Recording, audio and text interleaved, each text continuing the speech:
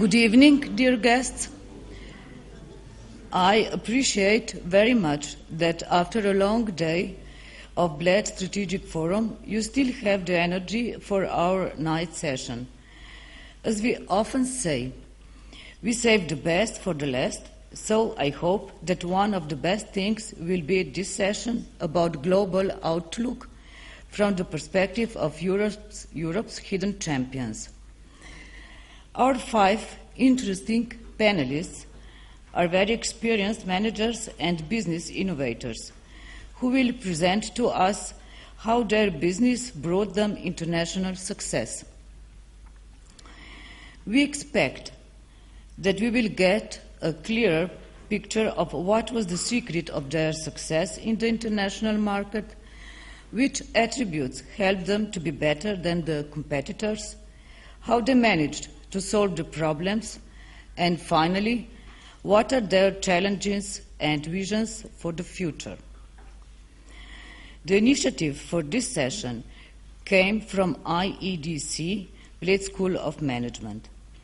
Last year, IEDC prepared research called Hidden Champions in Central and Eastern Europe and Dynamically Changing Environments. The research identified 165 hidden champion companies in 18 countries of Central and Eastern Europe, Kazakhstan and Turkey. And who are hidden champions? According to the original definition of Professor Hermann Simon, a hidden champion company must meet 3 criteria. It must be number 1, 2, or 3 in the global market, or number 1 on its continent, determined by market share. Second criteria is the revenue, below $4 billion. And third criteria is low level of public awareness, meaning that they are not widely recognized. And now I'd like to present our panelists, 5 top managers of hidden champion companies, all of them very successful and innovative in their respective industries. After this presentation, our panelists will present their key messages regarding their companies and business. The present should be no longer than 5 minutes. And now I'd like to present my guests. On my right, we have Mr. Dmitry Chernenko, Chief Executive Officer of the steam company from Belarus. And next to him is Miss Elizaveta Chernenko, his daughter, and she's going to translate. And let me tell a few words about the steam company. The steam company has 2 products, machines and paints for road marking. Steam is the market leader in CIS region, in Belarus, in Baltics, and in Poland. Am I correct? Okay. Steam is a family-owned company, and the company was established in 1997. It has more than 700 employees and 25 million euro turnover, which is 20 times more than 10 years ago. And now, Mr. Chernenko, could you tell us in 1 sentence what is the competitive advantage of the steam company?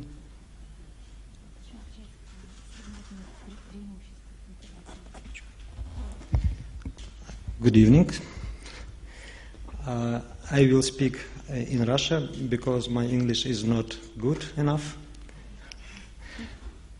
Наша компания прежде всего интересна тем, что сама себе создала рынок для красок дорожной разметки.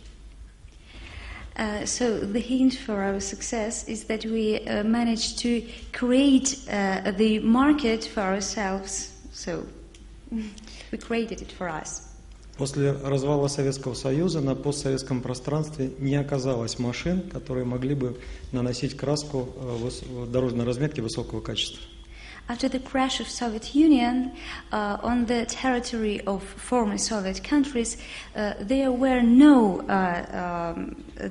machines which were able to work with high solid road marking paint. Поэтому мы сначала создали машины, наполнили ими рынок, а потом эти машины создали нам рынок красок. So first we created the corresponding type of machines, machinery and equipment, and filled the market with those road marking machines. And thus we created a new market for accompanying materials. Thank you. On my left, we have Mr. Sandi Češko, Executive Chairman of Studio Moderna Group from Slovenia. Mr. Češko is the co-founder of Studio Moderna, which was established in 1992. Studio Moderna is the leading direct marketing multi-channel retailer in Central and Eastern Europe.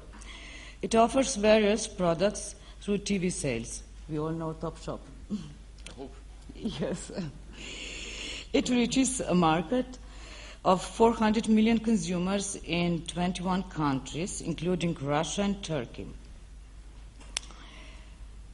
In 2010, Studio Moderna had a turnover of more than 300 million euros, and it had, at that time, 4,500 employees. Today, I guess you have more employees, more than 5,000. Okay. Mr. Češko is also a member of the International Advisory Board of Direct Marketing Association and member of the Clinton Global Initiative. So, Mr. Češko, what is the competitive strength of Studio Moderna? Just briefly. Well, in one sentence, that we run faster than our competitors. Thank you. Okay. Next to Mr. Češko, we have Mr. Javid Hisenaj. He's the owner and managing director of the Gerdo company from Albania.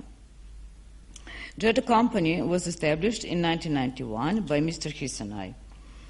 Gerdo is now a leading provider of essential oils and processed medicinal plants in Albania, with 80% of market share in essential oils and 20% in processed medical plants.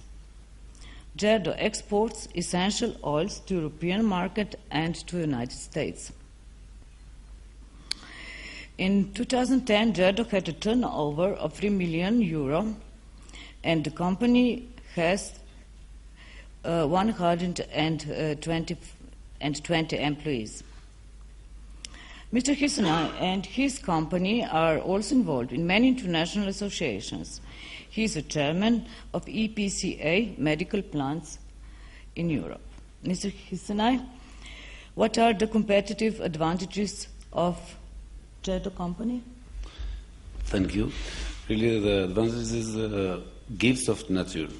Albania is so rich in medicinal plants and aromatic in Albania, and our inspiration is to have a good quality.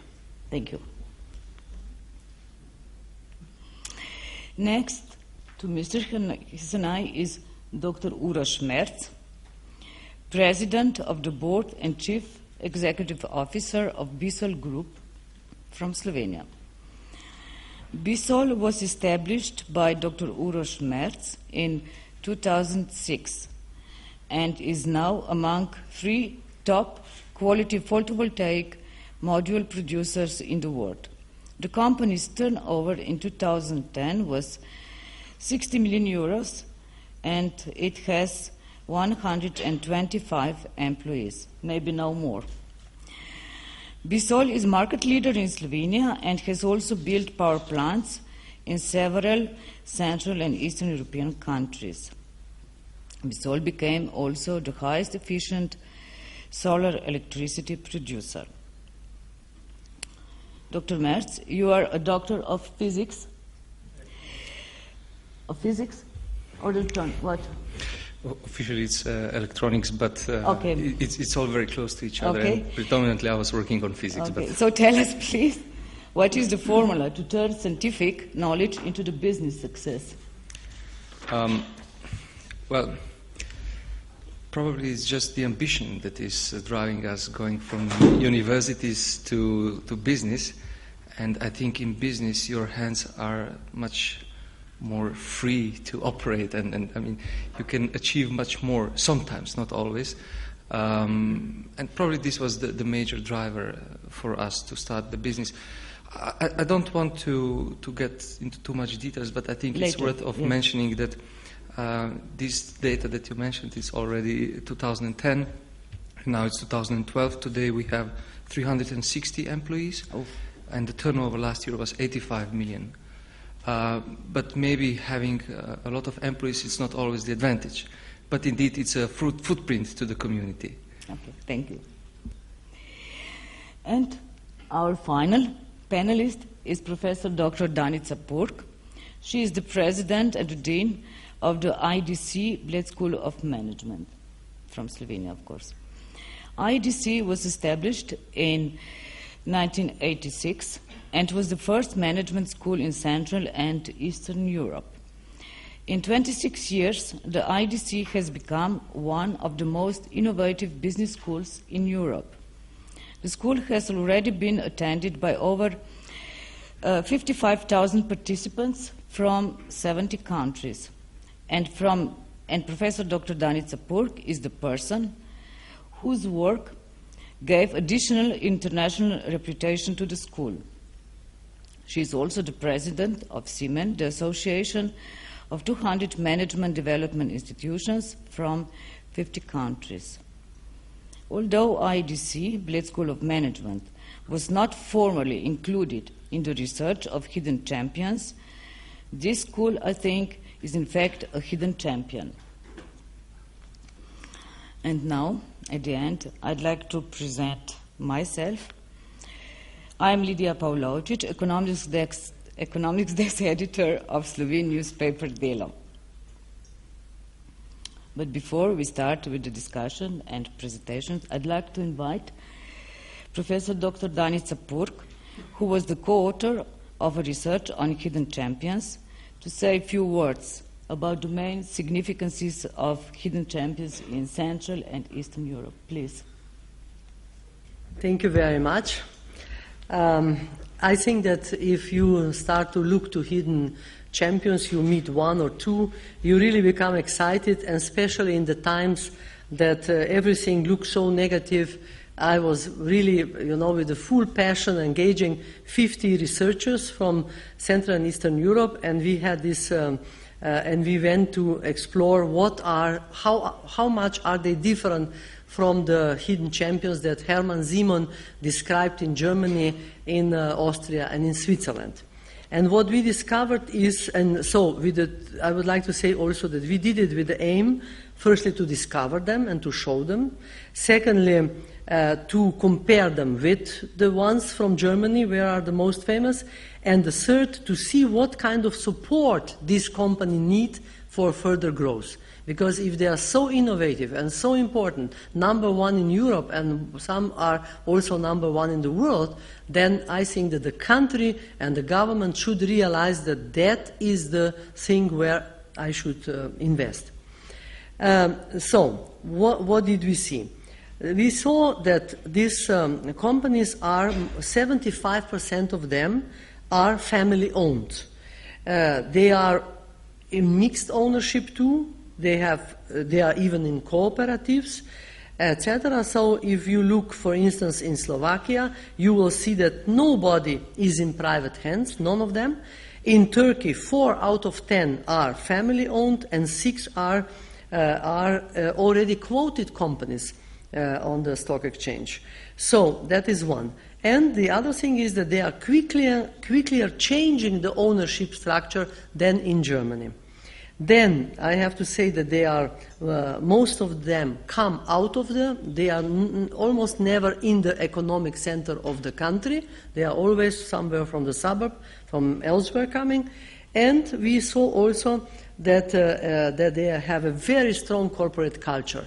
They're belonging to the company, and that is mostly because of the president of the company, the founder of the company, who is really with a full passion working on that. They are following him, and they are strongly identified, and with a great, I would say, one word, passion. And they are highly educated. Many of these companies have more than 50% of university educated. They are also international. They are looking around in the world who is the best in a certain field, and they employ them. They are cross-functional. They are very close to customers.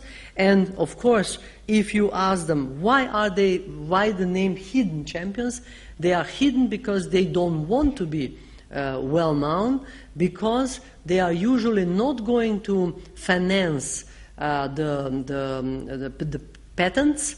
They are so quickly innovating that they are, before the patents would be registered or accepted, or however you say it, they are already having a new innovation. And so that's why we call them hidden champions. And many of them their customers are business, they are working business to business, so many of them. Mr. Bissol, as I say, Dr. Merz, he is well known already because he is a lot dealing directly with the customers who are the consumers and so on. Not only, like some are dealing with Siemens or with other companies, and they are just going to international conferences, and they come home. Most of them, the presidents, are usually very educated, doctors of science, etc., and they are exposing their knowledge and getting it and recognizing each other at the international conferences. And the last thing I would like to say is that we were very pleasantly surprised, and Dr. Simon, the researcher from Germany, who published 2 weeks ago a new book, in fact, being inspired by our discovery, The Hidden Champions, a Global Phenomenon. And there he was also describing, the hidden champions from Eastern and Central Europe and Southern Europe. And he said to me, look, he said, Sweden has the most of hidden champions in the world, and they have one hidden champion on 2 million inhabitants. Here in Eastern Central Europe, and if you look like Slovenia and Albania, for instance, etc., the number of inhabitants, you will see that we have the more. We discovered 15 hidden champions in Serbia, 5 in Albania, 10 in Turkey, 7 in Slovenia, in fact 15, but 7 are really there, I would say. So we have quite a big potential, and that's why I'm very optimistic about the future of this part of the world. Okay. Thank you. Thank you. And now I invite Mr. Chernenko to present key statements regarding the steam company and the business of the steam company.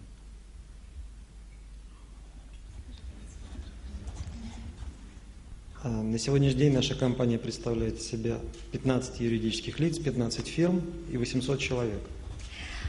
Nowadays, our group of companies consists of 8 firms and includes 800 workers.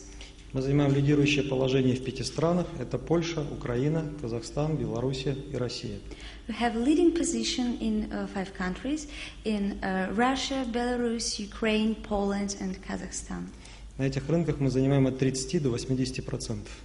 So on the corresponding markets of road marking machinery and equipment, we have from 30 to 80% share.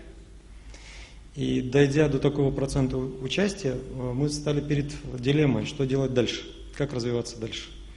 So when we achieved such a success, the question arose, what to do next? Дальнейшее увеличение процента участия связано с большими затратами. Further increasing of market share was too expensive. И мы выбрали для себя 4 направления дальнейшего развития. Therefore, we decided to concentrate on other directions of development, and these are the following. Во-первых, первое – это вертикальная интеграция. The first point is vertical integration. Мы начали производить те компоненты основные, которые раньше закупали в других странах. We started to produce components for our production ourselves, and previously we bought it from other producers. Мы открыли цех синтеза смолы. The new department of resin production, the major component for for road marking paint. Мы начали производить световозвращающие стеклошарики. We started to produce reflective glass beads. И открыли цех упаковки, цех тары. And finally we started to produce containers for our paint. Для увеличения географии продаж мы открыли интернет-продажи. In order to widen the geography of our sales, we started the internet. We started to sell our products via internet. Так, последняя машина дорожной разметки была отгружена на остров Маврикий. For example, the last road marking machine which was sold was bought by a road marking firm from Mauritius Island, which is in the Indian Ocean. Третьим направлением было создание уникального продукта, у которого нет рынка. The third point of development is a creation of new market for a product, for a unique product, new one. В ноябре прошлого года мы создали прототип, и сейчас его тестируем, машины без участия оператора, беспилотные машины. In November 2011, we created a new road marking machine which is unmanned, so it doesn't need to be operated by a person, and it has no analogs in the road industry. На сегодняшний день аналогов в мире не существует. И последнее направление – это смежная работа. Мы начали строить дороги, и мы создаем сеть логистических центров для собственного продукта. So the final point is the development in related services. We started to marking the roads ourselves, and we also opened logistical centers in 5 countries. Road construction, это где? Road construction. Yes. Oh. Excuse me. So one of the spheres is that we started construction of roads ourselves. So in previous year, we built 40 kilometers of roads. Thank you. Thank you very much. Thank you, Mr. Chunenko, and thank you, Elizaveta, for translating. And now, Mr. Cheshko, it's your turn. Thank you. So actually, I started this with a computer company, one of the first computer companies in Slovenia, which was established with my friends. And we started what we had at that time, our knowledge and understanding of computers. So we started with training processes. Oria computers, yeah. And in 1991, a friend of mine introduced me to Cosmodisc, a specially anatomically designed belt against back pain. It looked a little bit weird, and I said, this cannot work and cannot help, although he was selling it successfully in Serbia. And I wanted to be democratic, and I said to him, send me a few pieces, and I will check this with my friends. And I knew that, I was sure that I knew the answer, that nobody would feel any benefits. But after 2 weeks, most of the people who got the Cosmodisc came back and asked for one more for their friends, family, etc. So this really was a big surprise for me, a big shock which I didn't expect. And I said, okay, I don't understand the story, the logic, but something is working. And the way how it was sold was a very decent way. We made also a clinical test which showed that subjective feeling about improvement was huge. And I still didn't take it seriously, so I said to my wife, maybe you should manage this, small business, side business, aside to my computer business. But then in a few years, I have realized that my wife was growing her business faster than I did my computer business. So, you should, if you're going to bid, you should join the winners, So I wrote an application to get a job at Studio Moderna. And then in the meantime, a friend of mine who introduced me to Cosmodisc joined me because there was a war in Serbia, and he came to Slovenia, and he discovered teleshopping industry, you know. And this was really weird because there were a lot of teleshopping companies already around, and I said, I don't want to join that circus, you know, for sure not. It took him 2 years we went all around all the conferences, all the meetings, and still he couldn't convince me. But then American TV station was established in Slovenia, Pop TV. We really got good conditions to start teleshopping, and I said, okay, let's make a test. Test was positive. So we started as a product-driven company. We were this for 4 years, one product, one market. Then in 1996, we started with teleshopping, just as a test. This test was successful, and then American TV station invited us 6 months later to join them in Slovakia. We established a new TV station, and let's say, okay, let's make a test. Test was, successful. There were a lot of bumps on the road always, but it was successful. Then 6 months later, they opened Poland. They invited us to go there with them.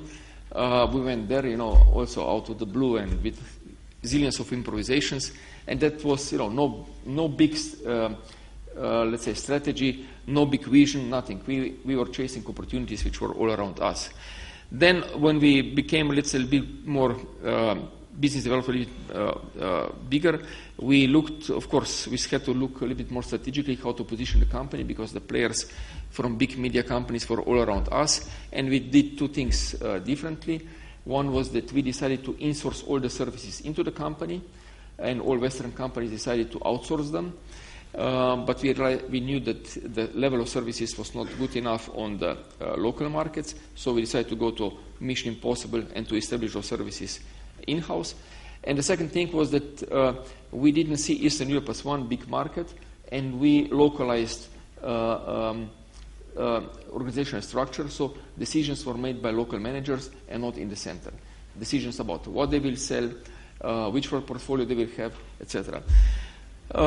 We earlier also started to digitalize everything, and today you can find the result of this. Also, Studio Moderna is advising even or cooperating with Microsoft on developing some new software platforms. Microsoft is using our case on their website to promote their products and their technology, because we are doing our own application based on the Microsoft technology mainly.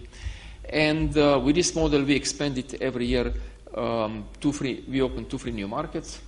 And then somewhere in 2000, we decided not only to sell crazy teleshopping products that you can see on our TV stations, but also to launch some brands. We started with IBM computers successfully, and then we decided to enter into the mattresses. Today our brand Dormeo is one of the most known brands, established brands in Eastern Europe on most of the markets, very fast growing. And also we launched several other brands. So we refocused, from being retailer and distributor for third-party products to develop our own brands. And then the last big revolution that we have done was multi-channel distribution system.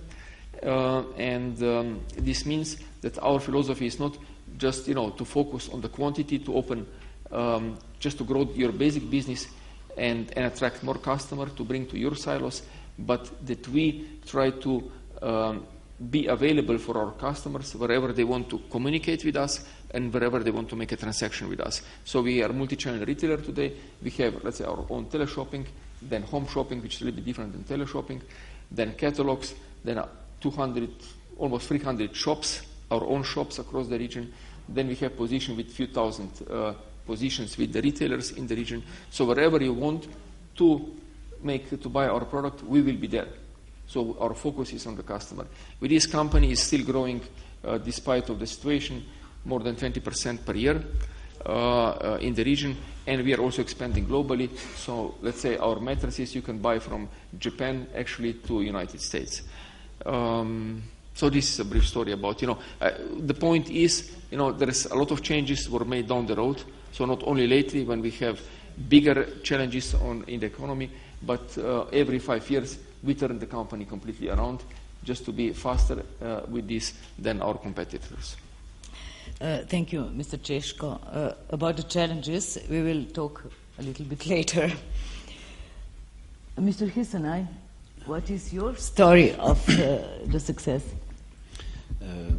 Gerdo companies have 21 years in experience in medicinal and aromatic plants. We can say thank you Albanian nature, which is very rich with medicinal and aromatic plants in Albania, and this is our, let's say, gold way we find ourselves with medicinal aromatic plants. In Albania, there are 3,200 kinds of species grow in Albania, and we collect and export them around 170 species from Albania. In 20 years, last 20 years, Albania it was so rich, and our experience it was only to export in bulk and raw material. And in the last 20 years, we started some new businesses, and our strategy is to save these natural products, in the same time to grow the quality control, to processing, and to make not anymore to export only raw material, but just to export production of aromatic and herbs. Gerdo company with some other companies in Albania, we export right now around 25 million euro for a year, and our possibility is to go in 5 years to 50,000 million euro for just aromatic and medicinal plants. In the same time, last 10 years, we start to make essential oils and to have a recycling the raw material like stamps, like dust, and all of part of aromatic and medicinal plants. We have more than 150 people employed in this industry, and however, during the season time, 3 months per year, lots of students and others people working during the vacation, and especially they are. We export the sage. It is really famous, the sage of Albanian sage, which export and 50, according to the American Department of State, it is 56% of all the U.S. market covered by sage, Albanian sage. And the last 2 years, Gerdo company have established and bought a new factory, new technology. All it is made in Germany and Austria. And we focus to make lots of kind of products. Right now we have 36 our products. They are bio-organic, and we hope to increase our turnover in 2 or 3 times in 3 years. Thank you, Mr. Hisenay. Dr. Uroš Merz, can you tell us the story of Bisol? Bisol is the youngest company here. Yeah, so it was 2004 when I somehow finished at the university and moving to business environment. At that time I still used half of my time for the work at the university, and during, let's say, night time I was working in the industry. And these were also the times when I visited Japan for the first time, getting familiar with the technology, and basically then in 2005 ordering first equipment, trying to set up the team, and just when I managed to make those first steps, the investor that was coming got into problems, and when we started our business, we have been without salaries for 3 months, and the water pipes were closed. So this is how we really started, and at that time it was not easy to stay motivated, but somehow the driving force was that we have to show to everybody that we can make the highest quality product. This was our driving force. And then officially in 2006 Bisol was established. Just last year we completely reorganized the group, because today we have I think around 36 companies in the group. One of the main reasons for that is that we also have a lot of project companies.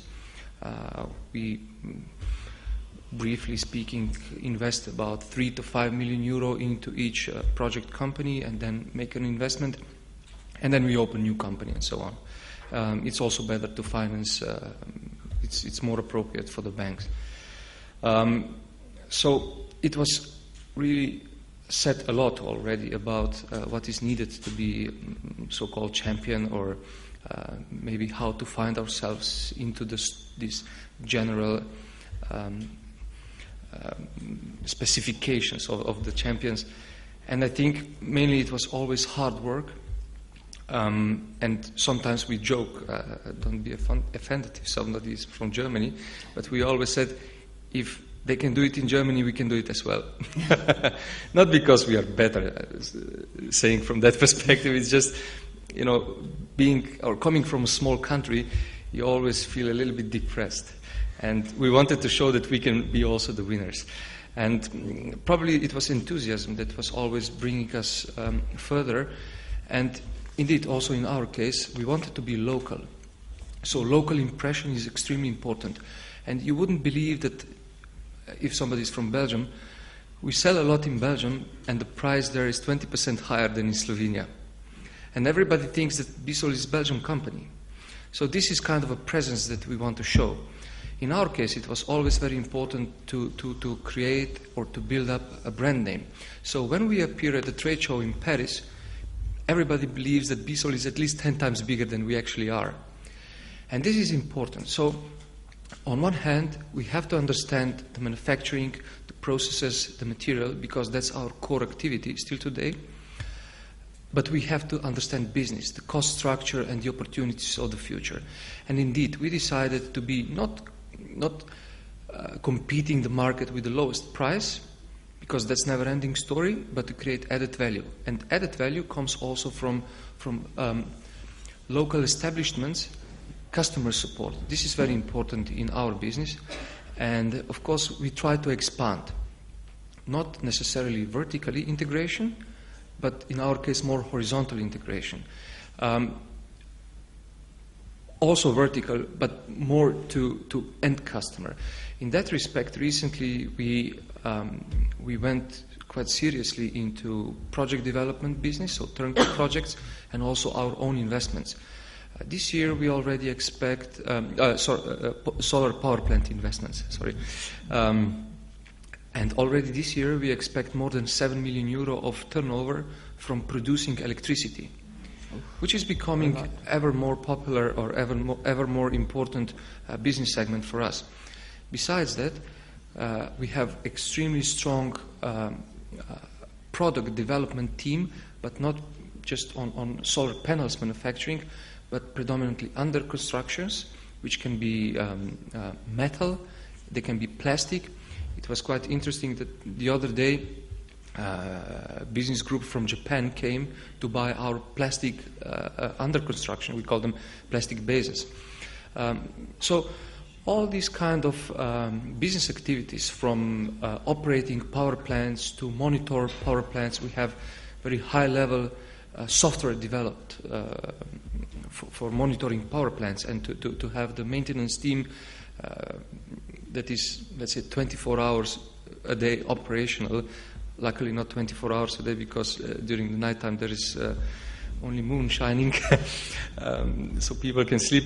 But trying to chase business opportunities, try to be adaptive, and try to be a step in front of competitors. And for that you have to be close to the end market. Okay. Thank you, Dr. Merz. And now, Dr. Purk, I invite you to present IEDC School of Management and the achievements. Thank you. For me, it was a great compliment when you said that it seems to you that we are also a hidden champion. In fact, I became interested in hidden champions when I read the book, and I said, but we are almost like that. So it's true. So I was right. And thank you for that. I think that we were also building the company because it is a company, it's a private company owned by 30 Slovenian businesses and Commune of Bled. And so I was, in fact, seeing the need for management education. And I think that one of the best things I did was that I made it immediately international. Seeing that it's not enough if Slovene, because whenever we brought Slovene business people together, they were only complaining. This doesn't go, and politics is not with us, and this is not, etc., and it was really boring. Of course, when we invited an English professor, and business people complained. He said, "Oh, I'm used to that. In English, they always complained too." So this was quite okay. So international, then of course very much practice-oriented, and then innovative. And I think that we built our education and holistic approach. We built our education really on innovation, and we are getting more and more recognized in the world for that. Because, you know, you cannot compete with Harvard Business School, which has 100 years, or you cannot compete with IMD Lausanne or INSEAD or others who have perhaps 60 years. But you can become unique in something. And we said we shall integrate art and leadership. That was 10 years ago. We said we shall teach people through metaphors of art, on leadership especially. Finance is difficult to teach on metaphor of art, but you can teach leadership. And we are a school that is mostly focused on leadership, because we believe that good leaders can really change the world for better, not only themselves or their organizations. When I say for better, I think that we are, like Hidden Champions, are mission-driven. We believe that we have a role to change the society, and for better, not for worse. And managers have big power; they can do a lot, and so we introduced already more than 20 years ago ethics as a required subject in the school. So everybody has to make an exam. And when I talk about ethics, it does not mean that we are saying this is ethical, this is not ethical, etc. But we are teaching in such a way that it becomes clear by presenting dilemmas to managers and asking them, what do you think, what is, right or wrong in a certain moment. We didn't have any. I was teaching at university ethics myself. That was many years ago. But when it comes for business, it's much more difficult. And so I remember that I engaged the bishop, Mr. Grmić from Maribor, to give a lecture on ethics. And he had a fantastic lecture of ethics. This was like 25 years ago. Our school is 26. And he really gave a good lecture. But then business people started to ask him, what is more ethical?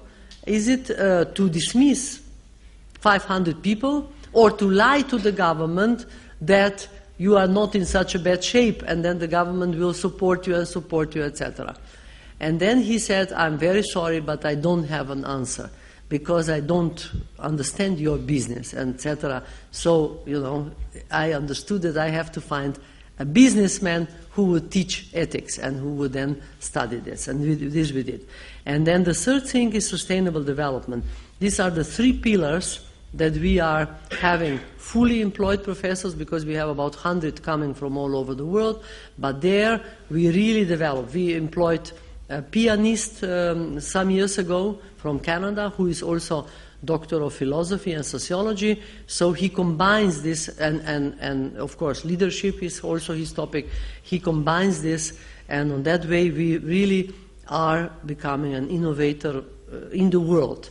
And that's why, this is a great passion, not only my own, but of our employees who are believing in that. And I think that we should even do more to attract their attention. So this identification with the firm is also a success story of our school.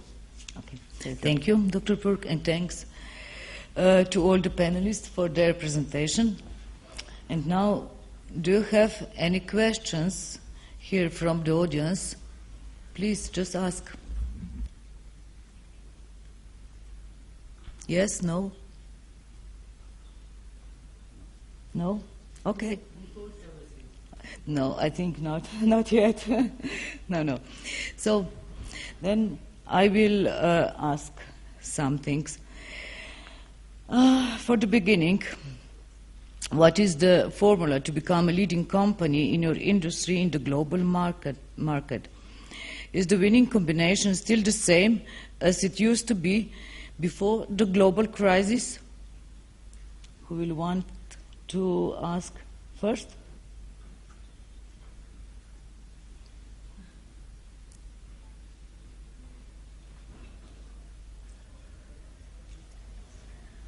Maybe you, Mr. Kisanai? Yeah. Okay, please. Really, the problem it was according to our company for the crisis. It was a really problem for us. But our strategy it was to find new market. If our product exported to one or two company to USA, after the crisis started in USA, we find more than 5 or 10 companies and all our products to sell in this time. So during this time, our strategy was to find new markets and to sell our products. And of course, our strategy was to have to save the natural product and to have a good quality. Okay, thank you. And what are your experiences, Mr. Cheshko? Well, when they asked me years ago, I think it was 2009, how are we managing and dealing with the crisis? And yes. I said, what's our response? I said, nothing new for us, because as entrepreneur and being in the retail sector, we're in the crisis from the beginning, so non-stop. So we have to non-stop adapt to the changes. Although I must say that now the speed of changes is accelerating. So you have, multi-dimensional speed everywhere, on every corner, because everything is turning around. And as I said, the main thing is you have to be faster than others, and those who are waiting, that things will become again normal, predictable, visibility will come back, as it was. I don't think that before the new world, consolidation happens. I don't know when this will happen, but somewhere down the road, we'll have to deal and live in the life which will be more and more unpredictable, more and more chaotic, and we have to find the solutions in this world. And today, it's not unusual that your competitor can be also a very good partner of yours. In one area, you're competing; another area, you're a partner. That you have to chase opportunities wherever they are. And the good thing is, that the world. As Mr. Sinai said, the world is global, it's open, and those who will be able to move fast globally and not only stick to their home markets where they used to have a comfort, these are the opportunities, but also these opportunities are also, of course, creates a danger, because now everybody also can come to your home market. So actually, on the one hand, as somebody said, nothing has changed. On the other hand, everything has changed. So it just depends on the perspective that you're watching, but the fact is that every day you have to run faster. Thank you. Dr. Merz, what is your opinion about this question, about the global crisis and how to compete with this? Sometimes, of course, all the time we know that successful businessman has to know its company into details, and then he or she can be able to make the right moves. Of course, it takes a lot of time to do all the homework, all the analysis, and hopefully to have also some good luck. But I think, generally speaking, if I try to focus myself to a little bit to the situation now here in Slovenia, and then bring the similarities that we can see all over Europe now, and how Europe is competitive to other parts of the world, then I'm a bit more concerned. For instance, if I take the ingredients that are needed for a good, high-quality product, then we have to ask ourselves, what is the price of the raw material here and elsewhere? What is the environment that we live in? What is the labor cost?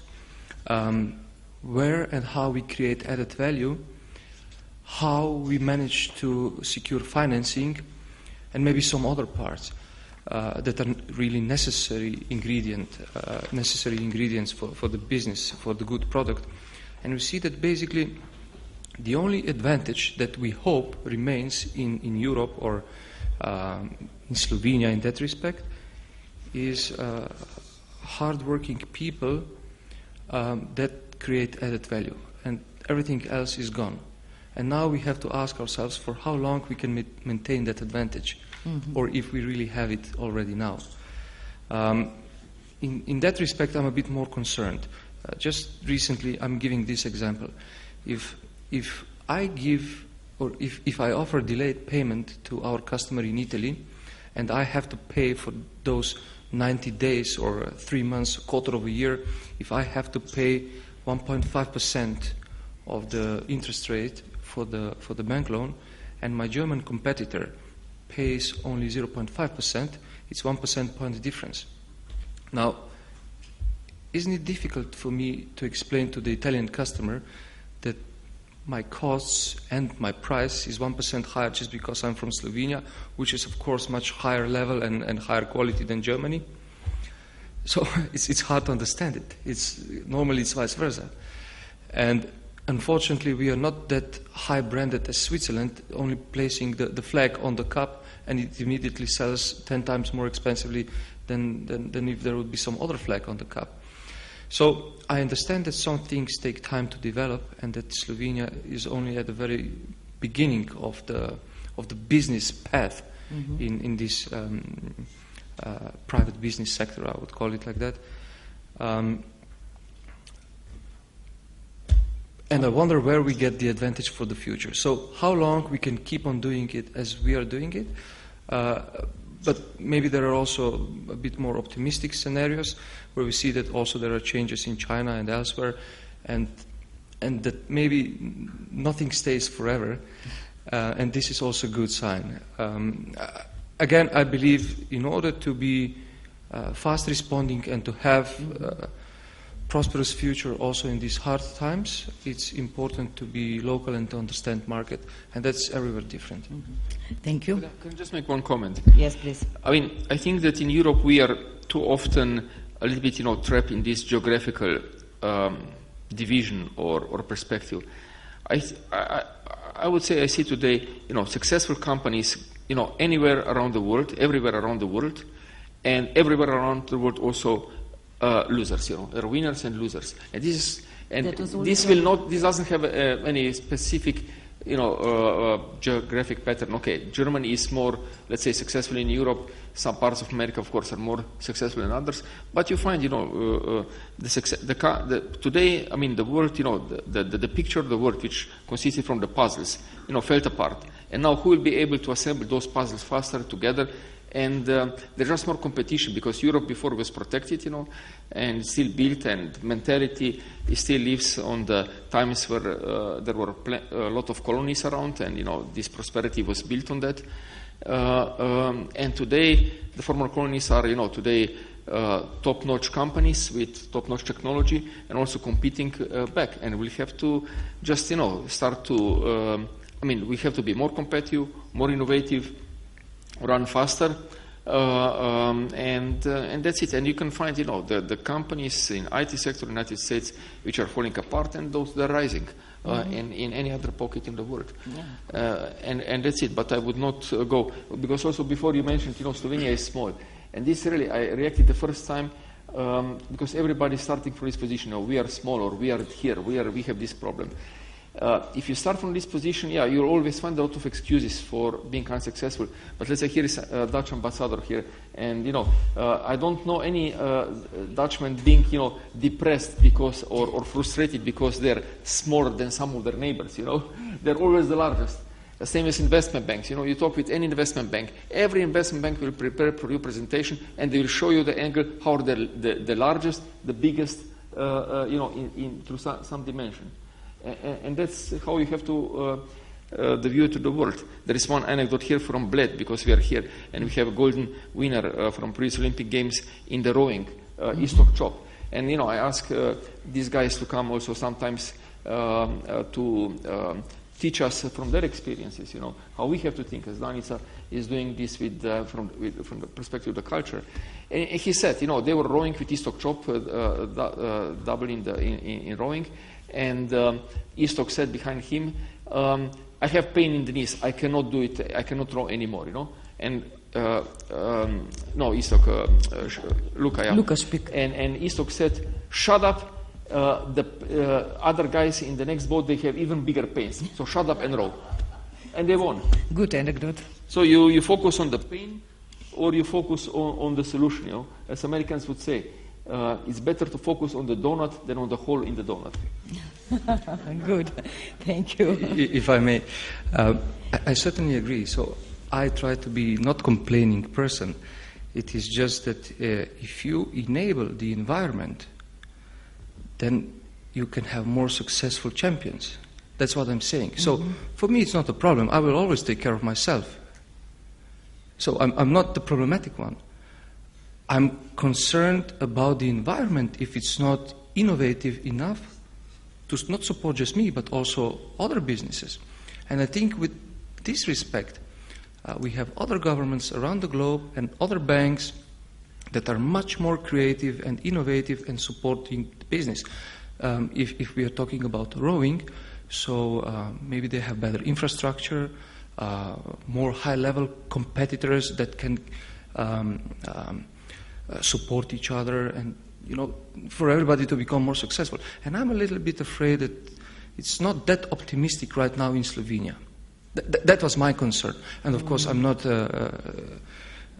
geographically hindered or whatever. So not me, but indeed it's more difficult than maybe elsewhere. But just one suggestion, maybe. You are a global player, globally successful company, let's say international player. You can get today the credit wherever you want. You don't need to wait from Slovenian banks which are lost, in the space.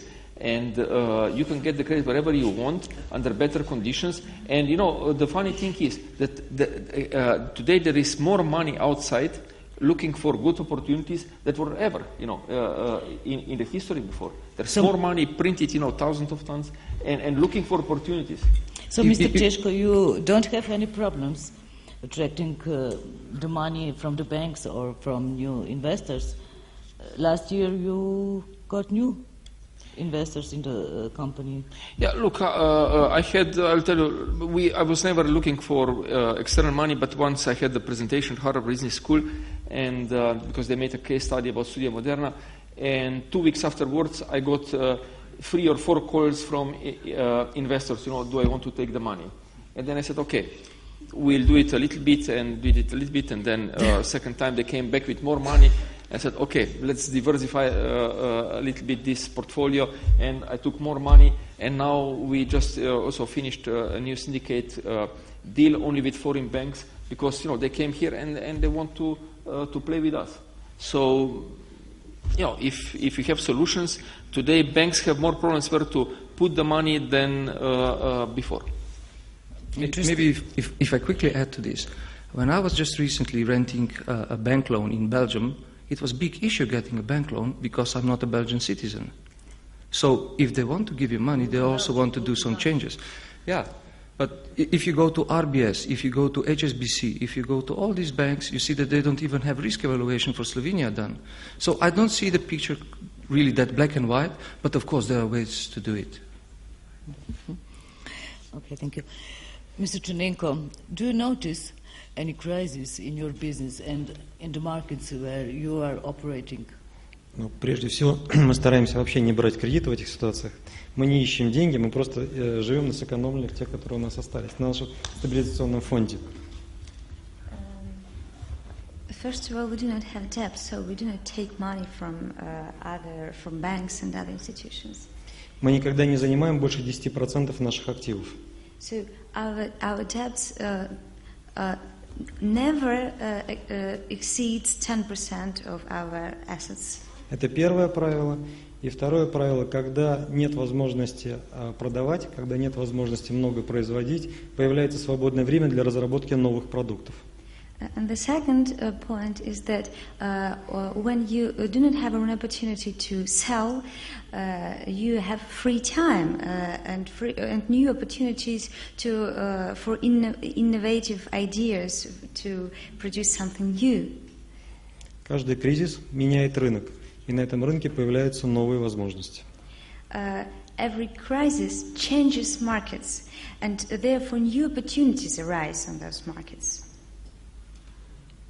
Okay, thank you. Dr. Purk, what are your remarks on the crisis and opportunities or yes. problems I would say that companies have?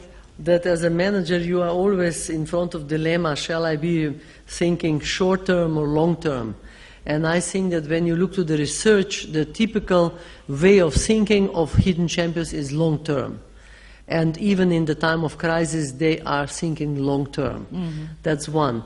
Second is that that when you look to the study concerning the support, they would need the support very much, the hidden champions, in the beginning, but later they refuse it. I mean, not all of them, but it's they are very careful concerning the money.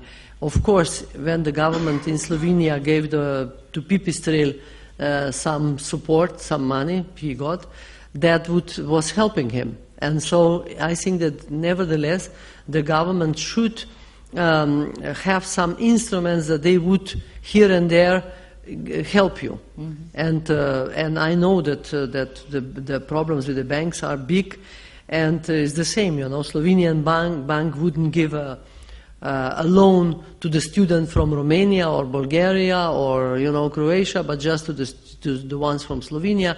So I want to say you have to be very inventive to go then to the Austrian bank who have branches all over, etc. So you have to work more like every other business to secure the funds. What Sandy said before, he mentioned something about synergies and partnerships and working together, competing, but still this was so-called co-opetition. I think that this is also something what is important for hidden champions, and that they are constantly investing in research, and that's why they are constantly without money. I mean, most of them, they are constantly without the cash, because they are investing, and they are very close to local community, and this becomes also in crisis time, I think, even more obvious. So there are some very interesting discoveries which I hope that we shall succeed to attract also, like other emerging economies like Latin America. We have here the professor by origin Slovene, who is a professor at the largest university in Brazil. And I was talking with Australians and with other countries, and I think that they would like to have hidden champions, I mean research to discover there. And if you allow me just one remark, when we made, still one remark, when we were in Vienna having a conference there, they came 9 Chinese, and they were listening and they wanted to take photos and we didn't allow them, and they were immediately offering to the gentleman from Belarus to buy their company, Really? So it's quite, I mean, the hidden champions are really on the eyes of big multinationals and the companies that have money. So they are stupid, the banks here in the environment, that they are not understanding the potential of those companies to finance them and to give them, They were very eager to give the loan to a very, how shall I say, highly thinking of himself, a person, a manager, they were eager to give to somebody just like on a simple promise, but they are not understanding the potential of the hidden champions and to help them to develop and then to profit from that too. Okay, thank you. That's my observation. Thank you. Do we now have any questions? Yes? Yeah. Please. I'm kind of surprised. From Brazil. Yes, excuse me. Yes, San Antonio is Brazil. Well, I'm surprised that you haven't organized yet some sort of road show for private funds. No, I was thinking about those stories, and they are really impressive. So I don't think about banks, but private equity funds would be really interested in that. Should organize a roadshow. Here they are not so much developed, so that's why what you say roadshow would be. Yeah, bring from Brazil, United States. Or Yes. There is another question and another there, please. 2, 3. Yes, hello. Dr. Arhar, who is in a way a godfather. Excuse me, could you present yourself? Yeah, Dakral is my name. I work for one of the companies on the panel, actually, Okay. with Dr. Merz for Bisol. Okay. Dr. Arhar, who is in a way a godfather of Slovenian banking, in the best of sense of godfather, in not the derogative one, often mentions that Slovenian banks, as well as Slovenian companies, are undercapitalized. And obviously, when we're talking about hidden champions and fast-growing companies, that is probably even more so the case because of the high growth that they achieve. So I have a question for Mr. Češko, who, if my information is correct, and you confirmed it in your remark earlier, you quite recently attracted some private equity capital, and obviously you explain it in very simple terms, but I'm sure the story was much more complex. How did you go about it, about this process? What was your rationale behind it? What has changed since you got, if my information is correct, it's Franklin Templeton that invested in your company. What has changed in the way you do business and you're thinking about your business? And what would you have changed since if you would have done it again? Thank you. Well, this was not my plan. They simply found me and they explained me why I need them. They're very good at doing this. Of course, they understand and analyze very fast. And they convinced me twice to explain me why to do this. And I think it was a good decision. I was a little bit afraid because, a lot of people is explain this from some, bitter experiences with guys, and bringing, investors inside is not easy. But if you have proper corporate governance, if you're doing things properly, I'm very satisfied. I'm very happy with all of them. Some are more active, some are less active. But of course, there's also more pressure. There is less future. There is more, tomorrow expectations from investors. But in general, I would advise everybody, because they're very well connected. They have fantastic networks around the globe. They can transfer a lot of knowledge, but also you have to know what to get out of them and how to play with them. In general, it was very, very helpful, and help also to the company that can grow even faster. So I would recommend. As I said, they're calling me, they're begging me to give them contacts and telling them where to invest the money. They're all over the world, and this is the difference. I'm also having a lot of presentations at MBA schools in Europe. Never got any call from anyone. This is the difference also between Europe and United States. The speed is there. Guys, they react. They really they know nobody would help them. They have to fight on daily basis. In Europe, we still, expect more how governments will solve those problems. Governments cannot help us. Unfortunately, cannot help us. They are just trying to squeeze more money out of us. And in the States also, they know this. It's the same. Nobody believes that the American government will help any business, but they're aware of this. So they are, more focused on themselves, and they're all over the world and everywhere. So if you need any contacts, I'm very happy to introduce you to a lot of investment banks, investors. There's plenty of money around, really. Plenty of money. Good news. Okay. Yes, please. Good evening. My name is Žiga Valpotić from Ipsilon Institute. I have to admit, first of all, that it's quite soul-healing to hear the positive stories after a day when we were hearing what kind of crisis the world is facing from the politicians. So my question goes to everyone, although I will carefully listen, especially to Slovenes, because I admire and honor them, knowing all of their work.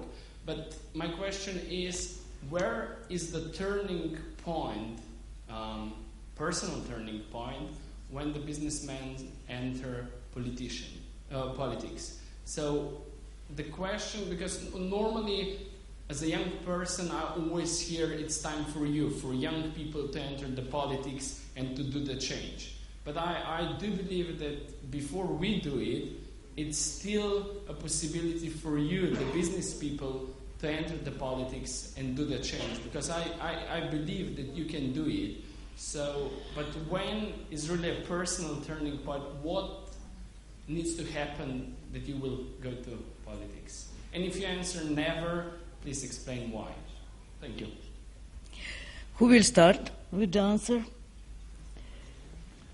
I can jump very fast into this. I talk too much, but look, I would say not at all, because the solution is not in the governments, in politicians. Unfortunately, sorry for all of you who are here, because this model is rusty, has to be drastically changed. You know, if you just look at the model which we have today, it's a few hundred years old, and nothing has changed since then. Not much, except some women got voting rights in the last 50 years in some Western European countries, which was not the case before. But you know, other things, nothing major has changed. And look what has happened in all other sectors of the life and business. Tremendous changes. You know, and what I think has to, where I see where my focus is and where my engagement goes, my energy, my free time, it goes being mentor to the entrepreneurs and trying to work with NGOs and find some solution there, because I think that this is some kind of where some new productive things can happen, and that we'll see. We'll have to see first radical changes in the world of politics. Before, you know, it will deserve some more, let's say, productive engagement of the business people. Okay, thank you. Mr. Hisenai, what is your answer to the question? I think we can find our solution between us and to see NGO or some others, not to government. Government looking open eyes to our budget and really never helped us. But Mr. Hisenai, I think that you had according banks, because the banks they are according banks, because the banks, of course, they are private and never can influence by government and some else. No, I wonder, but you had the help of the US aid. Was it so? Yes. Yes. And this is not the government, the USAID. The USAID is other organization in Albania. Yeah, I know. Yeah. Mm-hmm. Okay, but you got the help from there. Okay. Mr. Merz? Yeah, business is always the best if you can be independent, if you can fight your own way through in the market, and we always strive to that. On the other hand, I would never refuse a hand offered. So that's how I see our cooperation with governments and also all other segments of the society. I think together we can be much more successful, and we can see, or at least from my experience, where industry can work well with the governments and also other segments of the society. Those societies, nations or countries are much more successful than the others. That's my experience. Okay, thank you. But did you become a prime minister? That was the question. I mean, like going from university to business and then to the politics. I think that's not really for me. Mr. Chernenko? Sorry. And what is your opinion? Для меня, по моему мнению, бизнесмен должен быть равноудален от всех институтов власти. From my point of view, a businessman should have an equal and quite a big distance from all branches of power, because you know they're Бизнесмен должен заниматься делом. Businessmen should make business. И для меня есть только один момент, когда я могу пойти в политику, тогда, когда мне не дадут работать. There is only one situation in which going to politics is possible for me. It is in case when politicians will make my life so hard that I will have to quit. So if I cannot make my business, I'll go to politics and try to change something. But I think that it is because in Belarus politics are highly unstable and very risky. Okay, thank you. Dr. Pork? Yeah, I understood Giga's question a little bit differently. And that is, I understood like you want to say, would you consider to go into politics and change there something? Mm-hmm. And I think that all of us who are entrepreneurs are tempted to do something like that, because in government and in ruling the society, you would need much more entrepreneurship too, and all these qualities what the great leader have. They are very similar. The big difference is that in politics you have to make compromises all the time, between different parties, etc., and it takes much more time to come to a certain action than in business. In entrepreneurial actions where you can decide and it goes like that. Although also there you have to make some compromises, but much less. This is my view.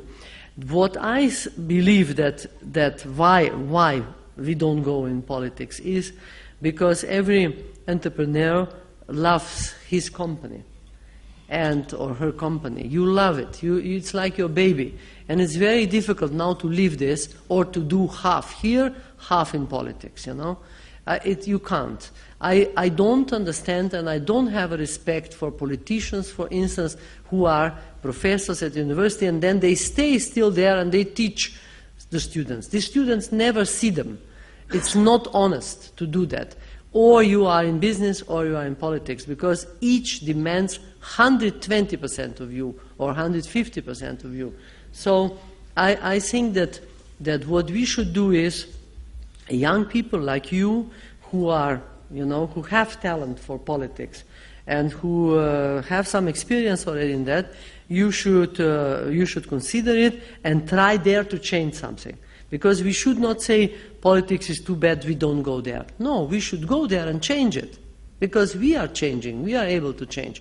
But as I said, you may not expect that any of these entrepreneurs here will go in politics. I mean, it can happen too, of course, but it's quite seldom it happens because you are just loving what you do.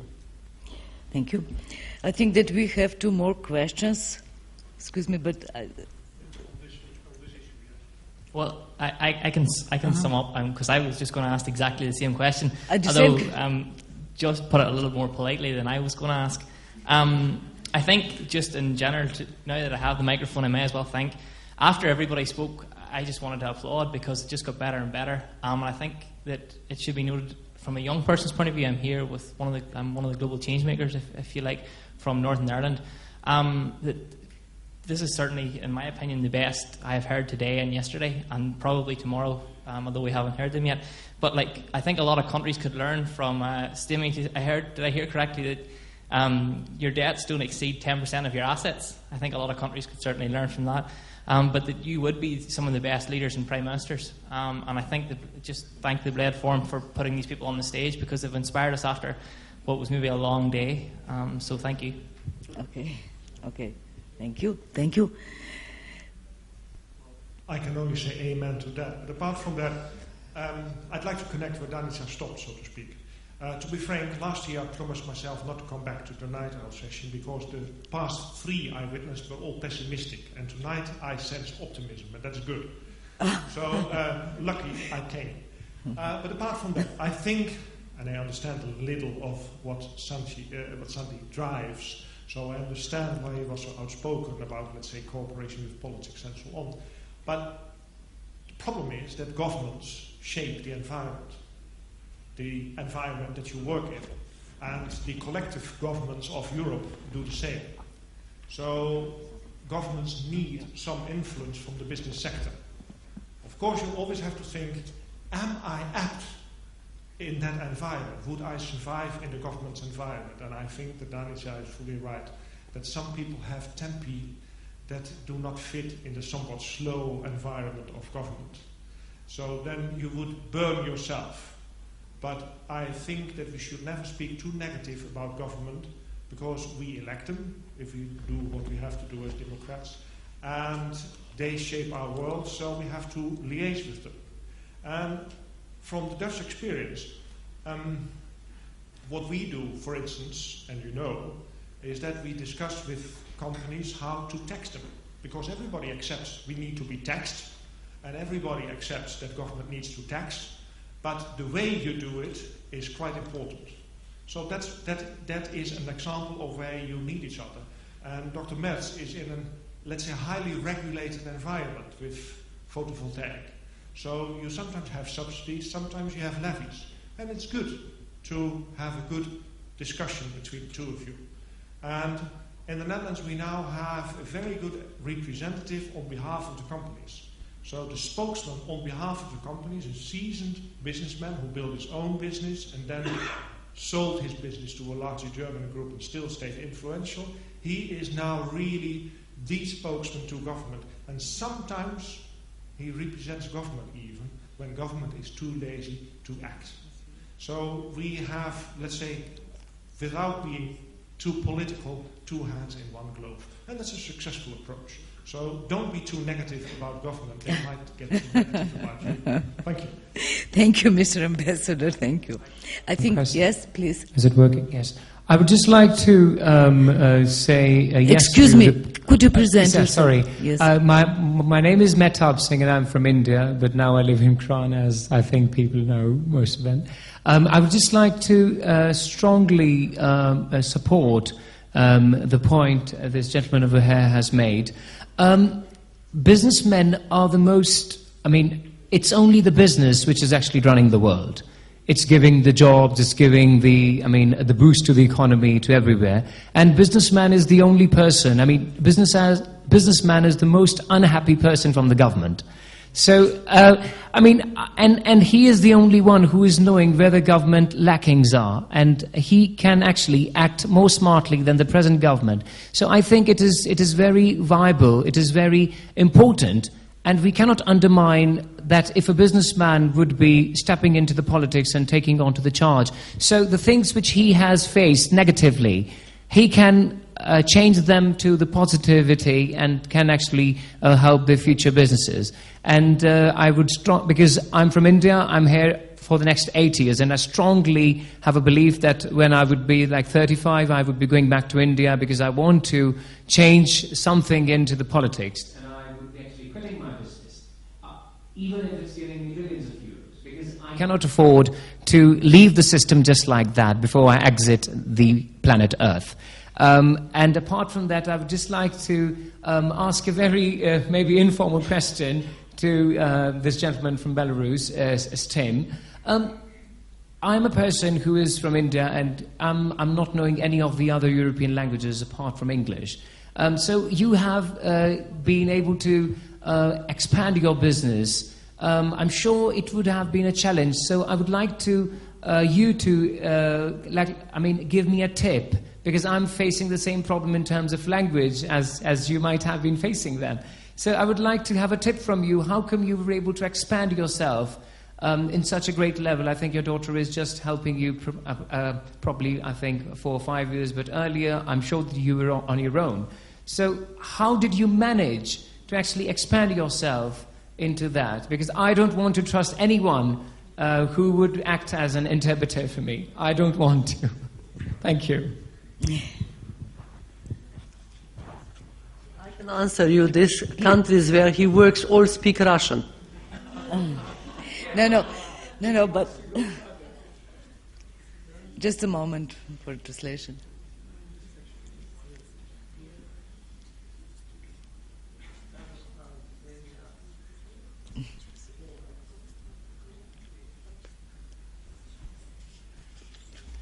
В русском языке есть такая поговорка: глаза боятся, а руки делают. In Russian language we have a saying: your eyes are afraid of, but your hands are doing. You know, so you are afraid of something, but you just start, and you finally you become successful. Когда мы впервые появились на польском рынке, В то время там работали американские компании, французские компании, немецкие компании. Мы пришли с Востока, из Беларуси. И когда впервые мы показали свою технику на рынке, над нами смеялись. Говорили, что это самый большой анекдот выставки. Мы выставили свою технику. Когда через год мы выиграли у немецкой компании тендер в Греции, они перестали над нами смеяться. For the first time, when we make a presentation of our product in Poland, everyone were laughing on us because some strange, crazy Western people with something awful. But a year later, in the presentation in Turkey, in Greece, in presentation in Greece, we were able to overcome German producers. So everyone finished laughing, you know. Okay, thank you. Do we have more questions from the audience? No? Yes? No? So let me ask, because we are approaching to midnight, shall we ask another question or shall we approach to the conclusion? So, are you tired? Okay, so then I suggest that we have the final conclusion, and maybe for the final statement I will start with you, Dr. Purk, to say conclusions about the future, probably. Yeah, yes. I'm very happy that we got the chance to present these ideas and the practices, which are great, and I can see that you share with us this same feeling about the future and the positive side of the business that we were here presenting. So thank you very much. I also feel very happy. Okay, thank you. Dr. Merz? My closing remark would be that there are always challenges in front of us. Nothing is forever, but that we have to keep on doing it. So, as we did in the past, we will also in the future. And I think this is optimistic conclusion. Okay, thank you. Mr. Hisenen? Thank you so much for your attention in this late night here, and I'm optimistic for future time. Yes. Okay, Dr. Istočić. Yeah, well, in late 90s I got a book, Blur. And this book, described everything what happened. I already thought it would not happen, but it happened, let's say, in 2009. And, the world really became blur because the speed of changes is so fast that we cannot put the world in the perspective anymore. Mm-hmm. And, the book said, there will be those who will learn very fast how to dance in this world of blur and accelerating speed, and there will be those who will be left in the dust. So, you see plenty of companies very successfully dancing, this dirty game, today global game, and they're very successful, and there is no reason not to be optimistic if you look from this perspective. Good, very good, thank you. And you, Mr. Chernenko, how do you see the future? Хочется пожелать чего? Будь реалистом, и еще говорят так: делай, что можешь, и будь, что будет. Oh, everyone understood. It sounds nice. So it's very important to be realistic, and very important to do everything you can do, and then let it be. Okay, thank you. Anything more? Okay. So thank you to everybody, and good night. And I have a small present for the worker here. Thank you very much for helping us. This, a small chocolate. It's a chocolate. It's just a chocolate. Hvala. Thank you. For some energy.